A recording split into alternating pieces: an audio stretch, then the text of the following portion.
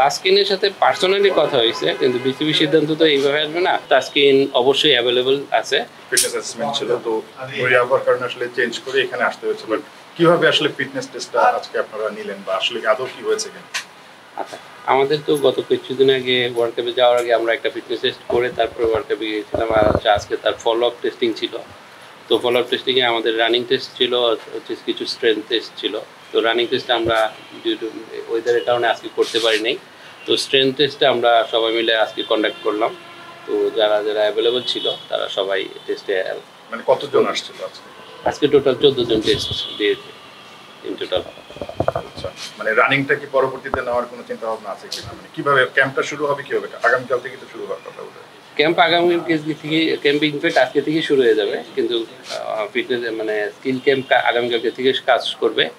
আর running টেস্টের ক্ষেত্রে এটা নেক্সট ডে ওয়েদারের উপর ডিপেন্ড করবে, আর আমাদের প্লেয়ারগুলির অ্যাভেলেবিলিটির উপর অনেক কিছু ডিপেন্ড করবে, কারণ অনেকগুলি প্লেয়ার তো টিমে চলে যাবে, প্লাস হচ্ছে পরবর্তীতে ন্যাশনাল টিমের প্রোগ্রাম অ্যাড হবে।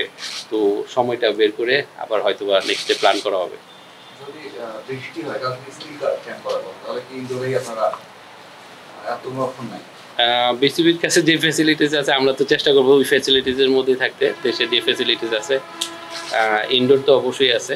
আর আমি নট শিওর যে সাইডে এটা রেডি হয়েছে কিনা, যদি রেডি হয়ে থাকে তাহলে এটা তো হতে পারে, বাট এটা ডিপেন্ড করবে যে গ্রাউন্ডস এন্ড ফ্যাসিলিটিস আমাদেরকে কী কী ফ্যাসিলিটিস দিচ্ছে ওটার উপর।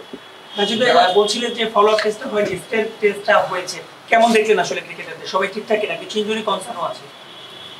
ইনজুরি কনসার্ন যদি থেকে থাকেও যাদের যাদের থাকে আমরা তো ওগুলোতে রেস্ট্রিকশন দিয়ে রাখি, তো ওরা ইনজুরি নিয়ে কাজ করে। আর স্ট্রেংথ টেস্টে ওভারঅল যারা যারা যে বেঞ্চমার্ক ছিল চেষ্টা করছে যে বেঞ্চমার্কের কাছাকাছি যাওয়ার জন্য। মোস্ট কেসেসে ম্যাক্সিমাম প্লেয়াররা ইমপ্রুভ করছে, এতটুকু বলা যায়।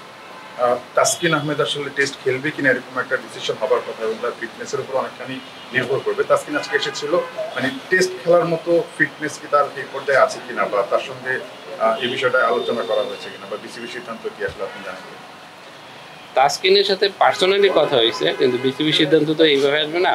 তো তাসকিনের ক্ষেত্রে যেটা হচ্ছে যে তাসকিন তো এতদিন টি-20 ফরম্যাটের জন্য খেলাধুলা করছে, তো ওই সময় তো লম্বা স্পেল বল করা হয় না।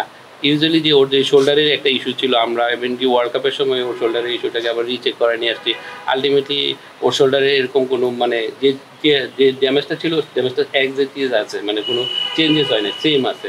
তো কিন্তু এটা নিয়ে কিন্তু প্লেয়ারটা খেলতে পারে। দ্যাট মিনস হচ্ছে এটা নিয়ে যদি ওর হিয়াব এবং কন্টিনিউ ওর ওয়ার্কআউটগুলি করে, তার মানে এটা নিয়ে তাসকিন সার্ভাইভ করে যেতে পারবে।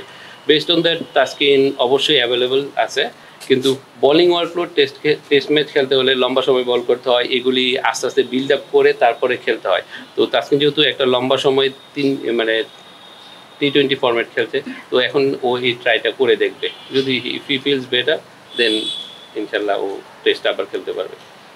যদিও তো টেস্টে নেই, আমরা যদি বলছি যে টেস্টের জন্য ওদের কি ওদেরকে ফোকাসটা কি করা, কারণ তো রিসেন্ট ম্যাচও নেই।